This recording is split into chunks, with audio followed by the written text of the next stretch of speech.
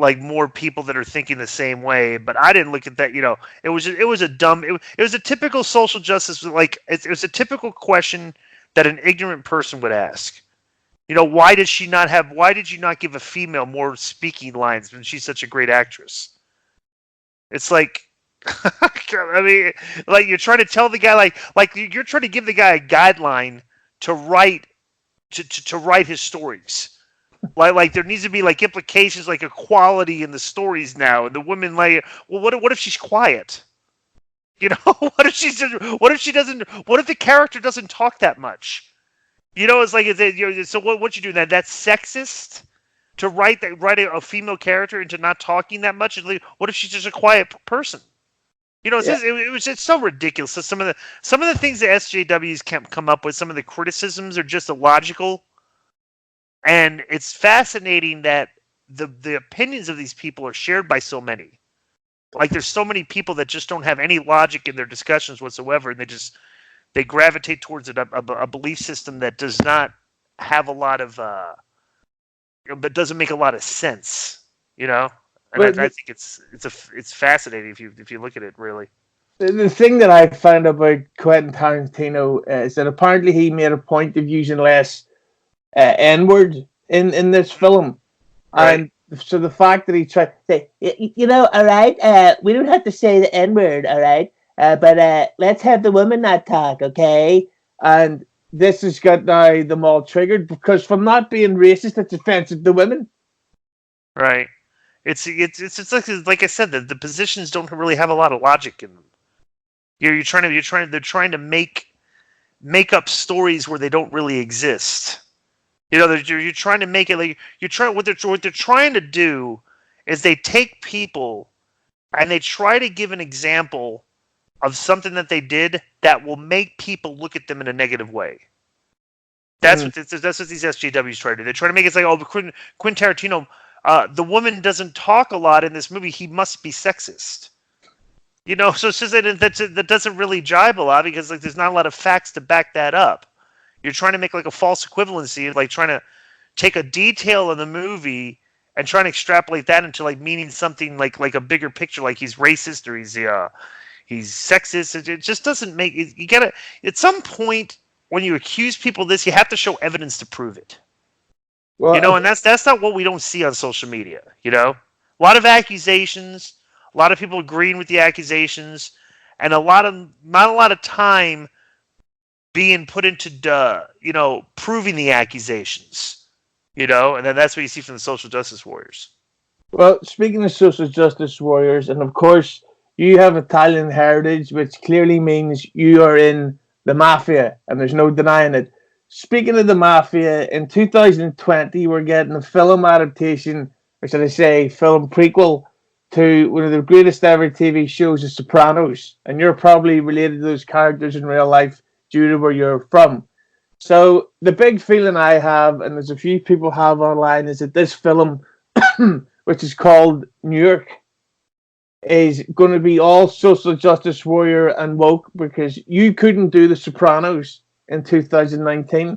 So even though New York's set in the race riots of the 60s, it's probably going to have transgender mafia members, black guys, strong women characters, lesbians, and did I say black guys? Yes. Yes. So well, I'll tell you what. If you did, the original Sopranos went a little social justice in some of the topics that they did. Remember, they had the gay guy.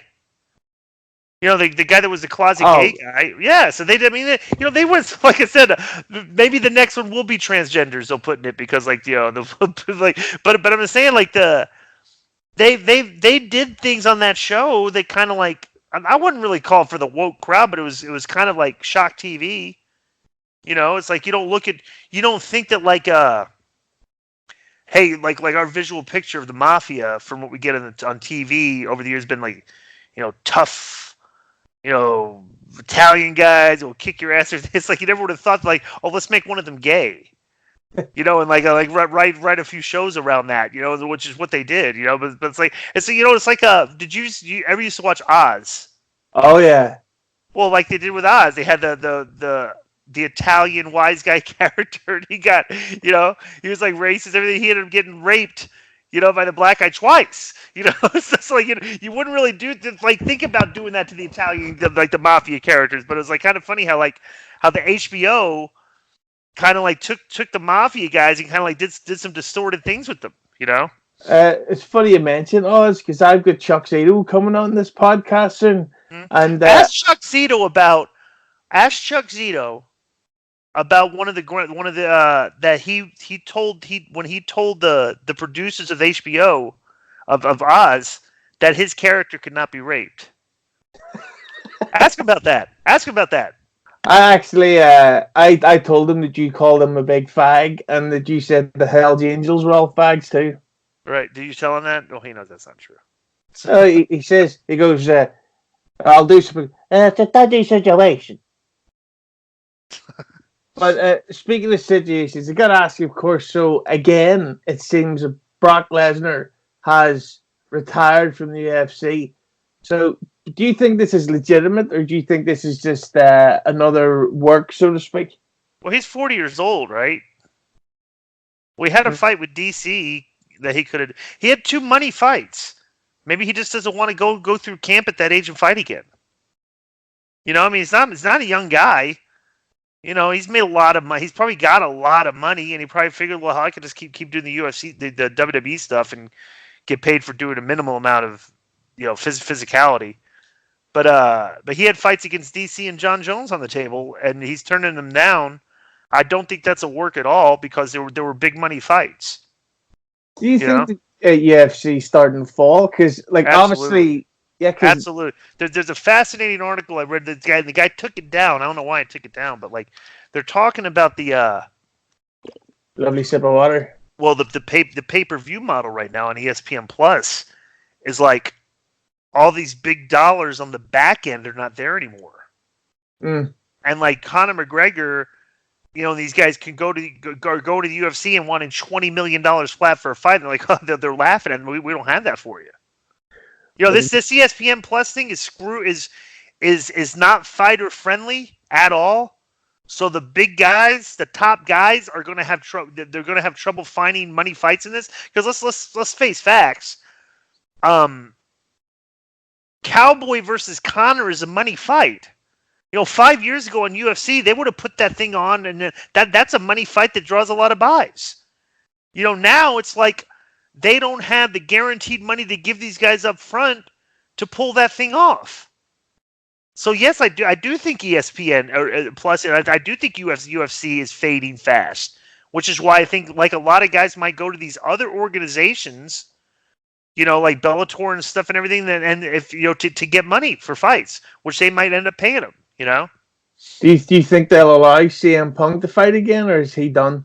Yeah, who wants to see that? See, to be honest, who's he going to fight? I mean, he could fight. They could put him against Dolph Ziggler right now, and if you won the betting markets, I bet you Dolph Ziggler would be favored over him.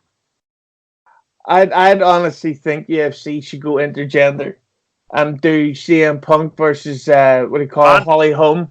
Or Cyborg. Fuck, honestly, if you got Ronda Rousey, if you got Cyborg versus CM Punk, who are you picking? See, the thing about Cyborg, that's her name, but she looks like RoboCop. Yeah. But I gotta ask you about the WWE Hall of Fame, because every year, no matter who goes in, the fat marks who've never seen a woman naked in real life say, they shouldn't go in, they don't deserve it. But from my perspective, I think everybody does deserve it on some level, because not everybody's The Rock. I am, and so is Dwayne Johnson, but not everybody's on that level. But I gotta ask you, do you think that Giant Gonzalez, in all seriousness, is Hall of Fame worthy? Not really. I mean, I've never been a fan of Hall of Fames, and the only reason the Hall of Fame is beneficial to the people that do it, and this is in all sports, is that your price for autographs, like if you're doing appearances and stuff, your price skyrockets. So like you can go out on the circuit, autograph signings and stuff, and as a former professional baseball Hall of Famer or football Hall of Famer, you can make more money, right? pro wrestling, there is no physical Hall of Fame, and the guys are not getting paid any more than what they're doing for autograph sessions if they're in the WWE Hall of Fame or not. They were getting the same price that they were before they were in the Hall of Fame. I know this because I know what I've been to I've sat with Hall of Famers at autograph signings, and I know what they get for their pictures. You know what I'm saying? So to me, it's just like a pro wrestling Hall of Fame where there's never been any standards for conduct or anything the person's done outside of it. Yeah, it's just like how good of a wrestler was this guy on TV, and was he over or not? You know, and then you get put in the Hall of Fame for that. So it's like, if you ever got a pop, it seems like you get in the Pro Wrestling Hall of Fame. But like, I couldn't care less about that stuff, to be honest with you. But that's kind of my point, though, because just to mention, I'm much more handsome than you are. But with Giant Gonzalez, that's fake news. I'll edit that part out. But when Giant Gonzalez made his entrance, he literally got an awe, like a reaction, like whenever I get naked in front of the ladies, they can't believe what they're seeing. And with Giant Gonzalez, like people expect too much of him. They go, "Oh, he stank." It's like, yeah, he was 8 foot tall and he was dangerously diabetic. Like, the guy did what he could. The fact that he could fucking walk. Do you think that he should be in the Hall of Fame? I think he should be like the third induction of the night, or the second one in. I don't think he should be. What did he ever do in his career besides being 8 feet tall? He had a hairy arse on his tights. But he never really had any good matches. Never really had a good run. Never had any good angles. Never had. He just went out there and he was just a big tall guy. He's the first guy to ever have pubic hair on his ring gear. That alone is Hall of Fame worthy. Well, yeah, you could put that'll be like in the Wrestle Crap Hall of Fame, like one of those things. Speaking of Wrestle Crap, I've got to ask you about AEW now. For me, and I speak to the king of podcasting, Joe Feeney, about the fact that I think AEW marks have ruined wrestling. And it's nothing to do with the content. It's nothing to do with the shit that WWE does. But it's these AEW guys. And they're clearly all autistic. Stone Cold Steve autism. And they're lonely. And this is their way to make friends. And they don't give a shit. But they're taking it too seriously. They're becoming fucking children again. So, you ever used to watch, like, if you watch an Adolf Hitler? I often do. If you watch an Adolf, you go on YouTube and watch an Adolf Hitler speech, and he's talking to the Hitler youth, right? And then there's just this sea of kids, and they're all dressed in the military things with the hats and everything and all that. When you like, if you looked at StarCast, if you look at visual pictures from StarCast, and you look at just like there were videos of people showing the lines of people waiting to talk to these wrestlers. They all look exactly the same. Like, the fans all look exactly the same. They all have black T-shirts on. None of them are out of shape. Nobody has a shirt on or a pair of clothing on that costs more than $25. They're just like a collective of kind of disenfranchised youths that are congregating about professional wrestling. It's just like, and like I said, bro, the wrestling crowd is identical to the comic book crowd. The comic book marks look exactly. The comic book conventions look exactly like the wrestling conventions. The fans look exactly the same, and they're just kind of like, antisocial people. They're not really cool. There's no hot girls to be seen. And it's just like we're sitting there saying, like, I want to sit there and say, over the past 20 years, that wrestling, the people that run it, and the wrestlers and what they're doing, it's like, this is the crowd you guys have drawn. This is your audience now. You've ran off cool people. You've ran off hot girls. The crowd looks exactly the same at all the shows, indie shows, WWE shows. They all look the exact same. They're all guys. We used to wrestle. There used to be a lot of hot chicks in the crowd. I mean, WWE pans the crowd right now. Show me a Raw where they've shown, like, where they the cameras found a hot girl. Show me an AEW show that does that. Show me any show that does that. It's like this is so few and far between. It's like we used to pan like shots of hot girls all the time and people going crazy and stuff. And now it's just like